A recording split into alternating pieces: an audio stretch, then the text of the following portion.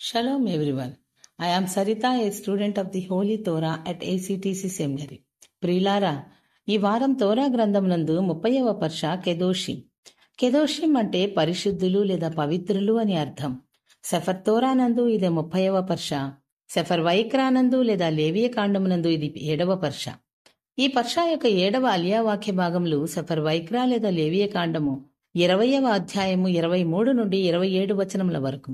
ఈ అలియాలో ఎలోహిం మోషే ద్వారా ఇజ్రాయేలీయులకు పవిత్ర జీవనం మరియు ఆయన ఆజ్ఞలను అనుసరించడం గురించి చివరి సూచనను అందజేస్తాడు. అవేవనగా, మొదటిది అన్యదేశ ఆచారాల నిషేధం.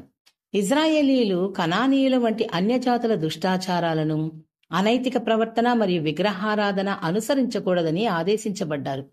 ఇటువంటి చర్యలు దేశాన్ని అపవిత్రం చేస్తాయి మరియు శిక్షకు దారితీస్తాయి. రెండవది పవిత్ర దేశంలో జీవనం. ఎలోహిం ఇజ్రాయేలీయులకు వాగ్దాన దేశాన్ని ఇస్తున్నాడని, అక్కడ వారు ఆయన నియమాల ప్రకారం పవిత్రంగా జీవించాలని బోధిస్తాడు.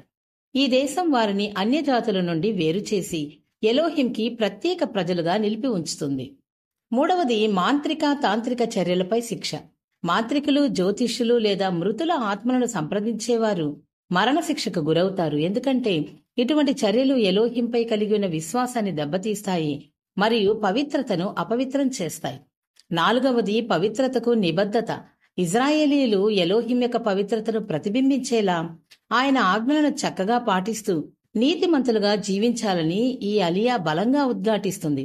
ఈ ఆజ్ఞలు ఇజ్రాయేలీయులు అన్యమైన ఆచారాలకు దూరంగా ఉంటూ ఎలోహింకి ప్రజలుగా, పవిత్ర ప్రజలుగా జీవించడానికి మార్గనిర్దేశం చేస్తాయి. మరిన్ని తోరా పాఠాల కోసం యూట్యూబ్ ఛానల్ సబ్స్క్రైబ్ చేయండి, లైక్ చేయండి మరియు మీ అభిప్రాయాలను కామెంట్ చేయండి. యాషువా మెస్సీహ్ నామంలో షలోం లెహిత్రోత్.